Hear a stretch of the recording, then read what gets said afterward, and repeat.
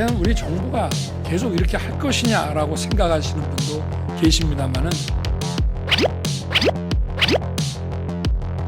저는 국민과 약속하면 무조건 합니다. 반드시 지킬 것입니다.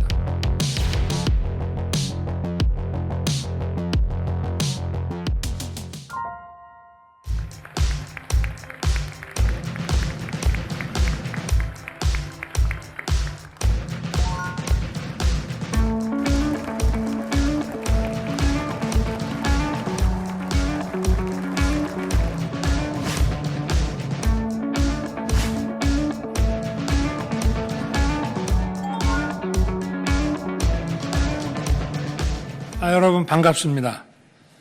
지난 1월 2일 증권시장 개장식에 왔다가 2주 만에 다시 여의도를 찾았습니다.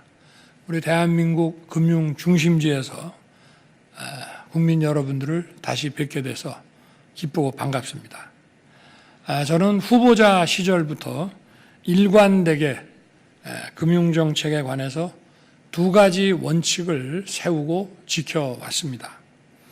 첫째는 자본시장을 활성화시켜서 국민과 기업이 함께 성장해야 한다는 것이고요. 두 번째는 경쟁을 통해서 금융 카르텔의 부작용을 혁파하고 부당한 지대 추구를 막아서 공정한 금융시장이 되도록 만들어야 한다는 그 두 가지 원칙을 세우고 지켜왔습니다. 최근 AI 디지털 기술 발전을 계기로 해서 자산 형성의 패러다임도 많이 바뀌었습니다.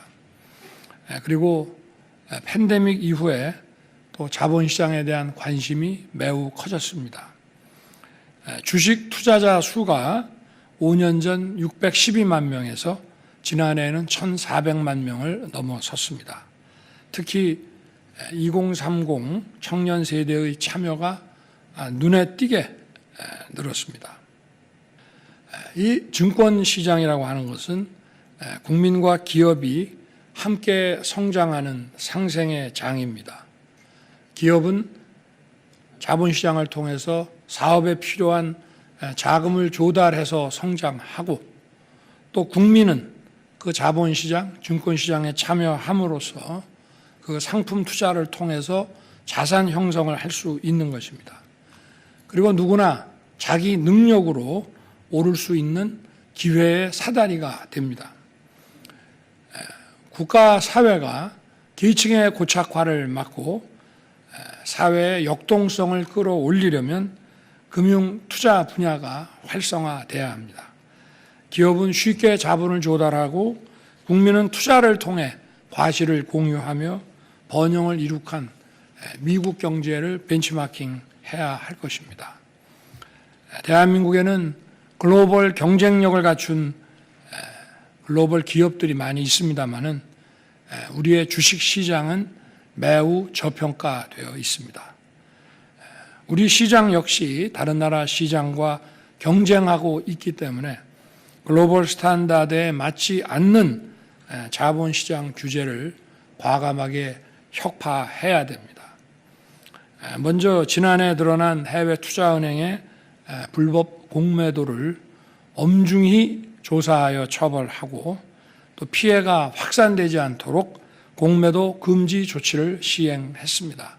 이미 말씀드린 바와 같이 이것은 총선용 일시적인 금지 조치가 아니라 여기에 대해서 확실한 그 부작용 차단 조치가 구축되지 않으면 다시 재개할 뜻이 우리 정부는 전혀 없다는 것을 다시 한번 밝혀드립니다. 대주주 양도소득세 기준을 상향하고 금투세 폐지를 정부의 정책으로 확정했습니다. 경제 논리에 맞지 않는 금융 관련 세제도 과감하게 바로 잡아 나가고 있습니다. 특히 소액주주들이 제 목소리를 낼 수 있도록 전자주총을 제도화하는 등 상법 개정을 추진하고 ISA 개인 종합자산 관리 계좌의 가입 대상 비과세 한도도 대폭 확대해 나갈 것입니다. 과연 우리 정부가 계속 이렇게 할 것이냐라고 생각하시는 분도 계십니다만은 저는 국민과 약속하면 무조건 합니다. 반드시 지킬 것입니다. 최근 은행권의 사상 최대 이익에 대해 고금리를 등에 업고 땅 짚고 헤엄치기 식으로 이자 장사한다는 비난들이 있어 왔습니다. 반도체 회사의 수익이 한 6조 정도고 그 수익도 다시 재투자가 돼야 하는데 은행권 수익이 한 60조에 다른다. 이거는 문제가 있다는 지적들이 있어 왔습니다.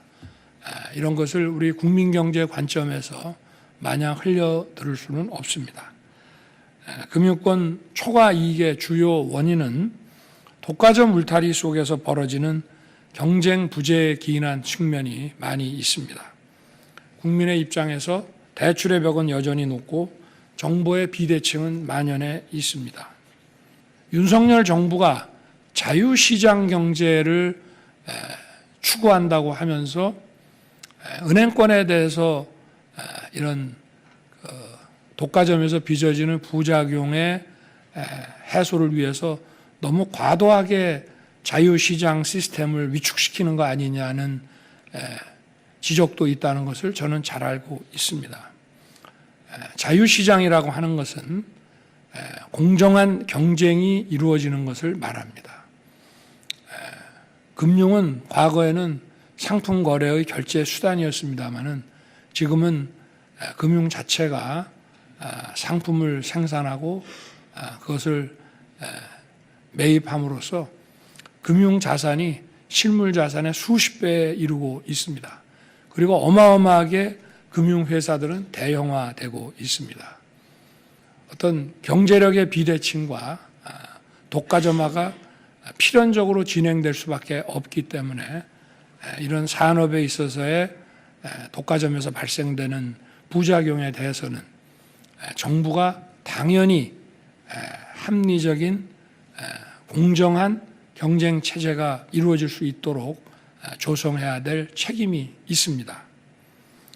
저는 취임 직후부터 경쟁을 통해 국민의 이자 부담이 경감될 수 있도록 대출 이자와 상환 조건 등을 투명하게 공개하고 국민들이 이러한 정보를 다 비교해서 판단할 수 있는 플랫폼 마련을 지시한 바 있습니다. 작년 신용대출에 이어서 올해부터는 주택담보대출, 전세대출까지 이렇게 공개된 투명한 이런 비교 플랫폼을 통해서 불이익을 받지 않고 자유롭게 옮겨갈 수 있는 금융상품의 대출도 상품이라고 우리가 볼 수 있습니다.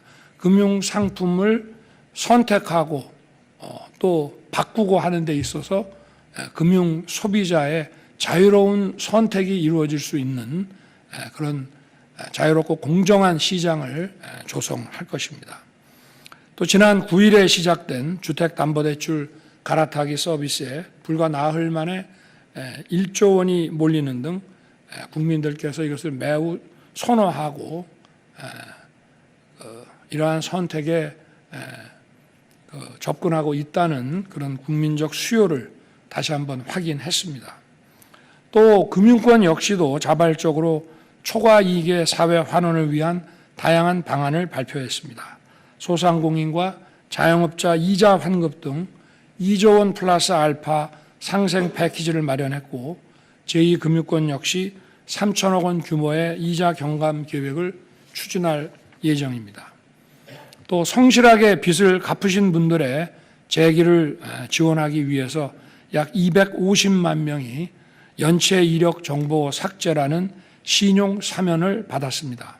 앞으로도 약 50만 명 정도가 그러면 전부 합해서 한 300만 명 정도가 신용 사면의 혜택을 볼 것으로 예상하고 있습니다. 이제는 국민의 목소리를 들을 시간입니다. 그동안 답답하고 어려웠던 점들을 기탄 없이 말씀해 주시기 바랍니다. 국민들이 변화를 체감할 수 있는 방안을 정부는 신속히 강구해서 추진해 나가겠습니다. 고맙습니다.